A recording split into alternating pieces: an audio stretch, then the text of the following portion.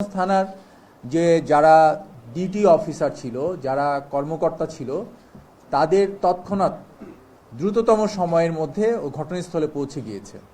পাশাপাশি তাদেরকে ব্যাকআপ দেওয়ার জন্য আমাদের এই কেরানীগঞ্জ মডেল থানা যেটা, এখান থেকেও ফোর্স চলে গিয়েছে। আমাদের এইখানে যে দুই থানার এলাকায় যে ডিবি টিম আছে তারা গিয়েছে।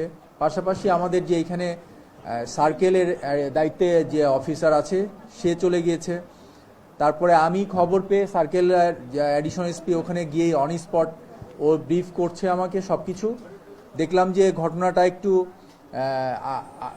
সামনের দিকে আরও জটিল রূপ নিতে পারে, এই জন্য আমি আমার আলফা 2 আমরাও এখানে চলে এসেছি।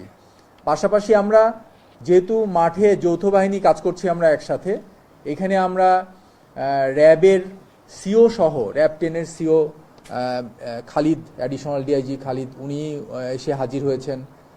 তারপরে আপনার সেনাবাহিনীর সিও 19 বীরের সেও এসে হাজির হয়েছে। পাশাপাশি ডিএমপির সোয়াপ টিম যেটা আছে আমাদের, তারাও মুভ করেছে। আমাদের প্ল্যানে পুরোটাই যেন সেফটি সিকিউরিটি নিয়ে জনসাধারণের সেবার জন্য, জনসাধারণের নিরাপত্তার জন্য আমরা সকলেই প্রস্তুত, এবং আজকে এটার একটা ভালো আপনারা দেখতে পেয়েছেন, মাঠে প্র্যাকটিক্যাল দেখতে পেয়েছেন। সেটা কেন? কারণ হলো, আপনি জানেন যে ভিতরে আমরা খবর পেলাম যে ডাকাত এখানে অ্যাটাক করেছে, ডাকাত এসেছে এই কি বলে রূপালী ব্যাংক এই শাখায়।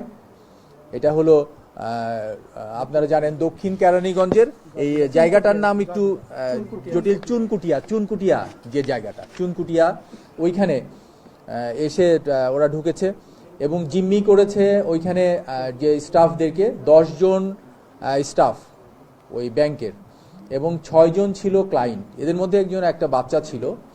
তো এই ক্লায়েন্টদেরকে জিম্মি করে আর ডাকাত দল, আসলে আমি আমার জায়গা থেকে আমি তাদেরকে ইন্টারোগেশন করে এবং তাদের সাথে কথা বলে যতটুকু বুঝছি, তারা আসলে মাইনর এজের ছেলেরা। একজনের বয়স 22 বছর, ও একটু ম্যাচিউর, আর বাকি 2 জনের 16 বছর। তো ওদেরকে আসলে একদম অপরাধী একবারে ফাইনালি বলা ক্ষেত্রে আমাদের জায়গা থেকে আমার মনে হচ্ছে যে তারা কোনোভাবে মিসগাইডেড। আমরা ওইটা নিয়ে খুঁটিয়ে দেখছি, আমাদের এতক্ষণ ইন্টারোগেশন করেছি, এখনো পর্যন্ত আমরা তেমন কিছু পাই না। তবে আমার কাছে মনে হয়েছে তারা অ্যাডভেঞ্চার হিসাবে নেওয়ার মতো মনে হয়েছে। যাই হোক, ওরা আমরা পৌঁছানোর পরে আমাদের যে সার্কেলের অ্যাডিশনাল এসপি, সে অলরেডি ওদের সাথে কথাবার্তা বলা শুরু করেছিল, ওদের সাথে মোবাইলে কথা বলা শুরু করেছিল। ওদের কাছে একটা মোবাইল ছিল, মোবাইল নাম্বারে ওদের সাথে কল করার, প্রথমে ফোন এমনি সামনাসামনি কথা বলে, দূর থেকে কথা বলে, ওদের কাছ থেকে মোবাইল নাম্বার নিয়ে, তারপরে মোবাইলে কথা বলে ও অনেক দূর এগিয়ে নিয়েছিল। তারপরে আমি এসে তাদের সাথে রেগুলার কথা বলেছি। আপনারা অনেকে যারা আশেপাশে ছিলেন তারা দেখেছেন, আমরা কিন্তু আইজি স্যার আমাদেরকে লাইভে ইনস্ট্রাকশন দিয়েছে, অনেক দিক নির্দেশনা দিয়েছে, সেফটি নিয়ে করেছে স্যারের, এবং আমাদের রেঞ্জের ডিআইজি স্যার উনি ফিজিক্যালি এখানে উপস্থিত হয়েছেন, অ্যাডিশনাল ডিআইজি। ব্যাপকভাবে আমরা অ্যালার্ট ছিলাম যেন এই এলাকায় জনসাধারণের এবং জনগণের নিরাপত্তায় কোনো রকমের ব্যাঘাত না ঘটে এবং কারো যেন জীবনের ঝুঁকি এবং হুমকি যেন না আসে।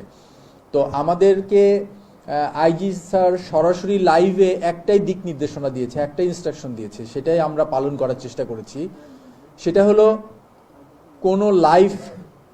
কোনো লাইফ যেন এখানে থ্রেট না থাকে, কোনো লাইফ যেন আমরা তাদের ডেথ, মানে এই জায়গাটা মৃত্যু ঝুঁকিতে যেন কেউ না থাকে এবং মৃত্যুবরণ যেন না করে, কোনো অস্ত্র ইউজ না করে, যতটুকু পারা যায় ওদের সাথে নিগোশিয়েট করে তোমাদেরকে ওখানে সফল হতে হবে। তো আমরা ওই পলিসিতে আমরা দীর্ঘক্ষণ কথা বলেছি, দীর্ঘ 2-3 ঘন্টা ধরে ওদের সাথে কয়েকবার আমরা তার সাথে ফোনে কথা বলেছি, বিভিন্নভাবে ওরা যেটা বলতে চেয়েছে সেটা আমরা শুনেছি, ধৈর্য সহকারে শুনে ওদের সাথে একত্রতা ঘোষণা করেছি। ওরা চেয়েছে, ওরা সেই সময় যে বক্তব্যটা দিয়েছিল সেটার প্রতি আমি ওদের সমর্থন দিয়েছিলাম, কারণ ওরা বলেছিল যে একজন মৃত্যু শয্যায় একটা রোগীকে, কিডনি পেশেন্টকে বাঁচানোর জন্য তাদের টাকা দরকার, এই টাকাটা তারা দিতে চায় সেখানে। তো ওইটা জন্য আমরা বললাম ওকে, আমরা তোমরা যে টাকাটা নিয়েছো বা নিতে চাও এখান থেকে নিয়ে আমরা পৌঁছাই দিব, তারপরে তোমরা নিজেদের ঝুঁকি নিবা না, জীবনের ঝুঁকি নিবা না, এবং আমাদের এখানে যাদেরকে তোমরা জিম্মি করেছো, যে সাধারণ মানুষ যারা এখানে জিম্মি হয়েছে তাদেরও যেন কোনো রকমের ক্ষতি সাধন না করা হয়। তো ওরা কথা দিয়েছে, আমাদেরকে ফোনে কথা দেওয়ার পরে আমরা তাদেরকে অ্যাপ্রিসিয়েট করেছি এবং তাদেরকে আমি ছোট ভাইয়ের মতো করে, আমরা অনেক বয়সে অনেক ছোট, ওরা আমাদের সন্তানদের মতো, তো আমরা ছোট ভাই বলে, সন্তান বলে তাদেরকে বারবার বুঝিয়েছি যে তোমাদের এখানে কোনো, তাহলে আমরা দেখছি না যে তোমরা কোনো দোষ করছো, ঠিক আছে, তোমাদের টাকার প্রয়োজন, তোমরা নিচ্ছ, আমরা তোমাদেরকে নিয়ে এই অনেক ধরনের পলিসি যেগুলো আমরা নিই সাধারণত ক্রাইম জবে, ক্রাইম ম্যানেজমেন্টে, সেইভাবে আমরা কথা বলে তাদেরকে ফাইনালি আমরা কনভিন্স করতে পেরেছি।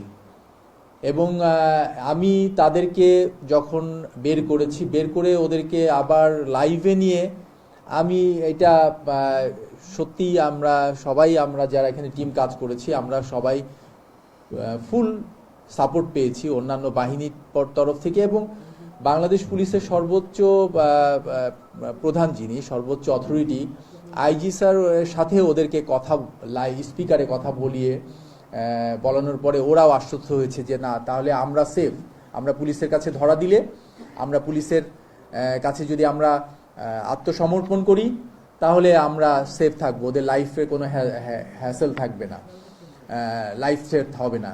এই জন্য তারা কিন্তু আমাদের কাছে ওরা আত্মসমর্পণ করে। তারা অস্ত্রগুলো, আমি বলেছি আগে তোমরা আগে অস্ত্রটা দিয়ে দিবা, তারপরে তোমরা তোমাদের টাকা নিয়ে তোমরা বের হয়ে আসবা, আমরা তোমাদেরকে সম্পূর্ণ সেফটি সিকিউরিটি সব দিয়ে আমরা ওদেরকে গাড়িতে করে নিয়ে এসে, আমরা এতক্ষণ ধরে আপনাদেরকে একটু সময় লাগলো কারণ তাদের অনেক কিছু জিজ্ঞাসাবাদ করেছি, জিজ্ঞাসাবাদ করে আমরা আমাদের কাছে এই পর্যন্ত এখন যতক্ষণ ওদের সাথে কথা বললাম তাতে মনে হয়েছে ওরা বিভিন্ন মুভি টুভি এই সমস্ত দেখা বা ভিডিও টিডিও দেখা, এগুলোর উপরে ভিত্তি করে ওরা একটা অ্যাডভেঞ্চার হিসাবে নিতে গিয়েছে। তো তারপরে আমরা বলেছি যে তারা টাকাটা তোমরা কি করতে চাও, ওরা ওইখানে বলেছিল যে তারা পেশেন্টকে দিতে চায়, কিন্তু আমরা এখনো পর্যন্ত পেশেন্টের যে নাম দিয়েছে, তার ঠিকানা দিয়েছে, এগুলো ব্যাপারগুলো আমরা যাচাই বাছাই করছি। এখনো আমরা কনক্রিট ওইটার সিদ্ধান্ত নিতে পারছি না যে এটা আসলে ওদের মোটিভটা এটাই ছিল কিনা। পাশাপাশি ওদের কেউ বলছে, আমরা উদ্ধার করেছি ওখানে যেটা 18 লক্ষ টাকা ওদের ব্যাগ থেকে, তো এই 18 লক্ষ টাকার মধ্যে ওরা আবার কেউ বলছে যে মোবাইল ওদের পছন্দ, আইফোন পছন্দ, তো আইফোন কেনার একটা কথা বলছে।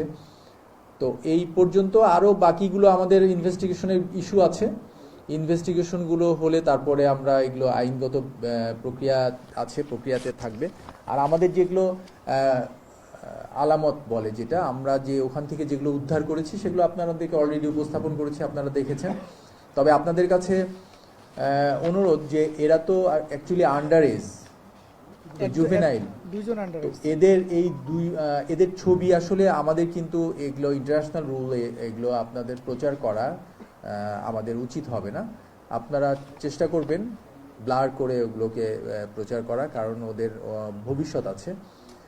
আমাদের সমাজে এরকম ধরনের অপরাধগুলো যেগুলো সংগঠিত হয়, শুরুতেই যদি আমরা সবাই অ্যালার্ট থাকি, এগুলো আমরা, আপনারা যারা আছেন সেখানে উপস্থিত সবাই, আমরা কেউ এটাকে এড়িয়ে যেতে পারি না তাদের এই বিপথে যাওয়ার জায়গাগুলো থেকে।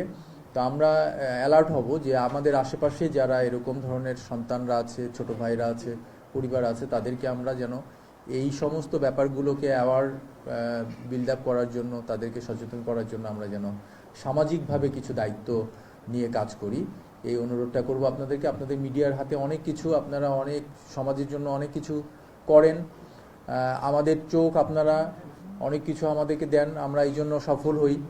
পাশাপাশি আমার মনে হয় যে আজকের দিনে এটাও একটা সচেতনতার সময় এসেছে যে আপনি এই যে ছোট ছোট বাচ্চারা যারা একদম আন্ডার এজ, তাদের ভবিষ্যৎ আছে, এদের ব্যাপারে আপনারা সজাগ থাকবেন।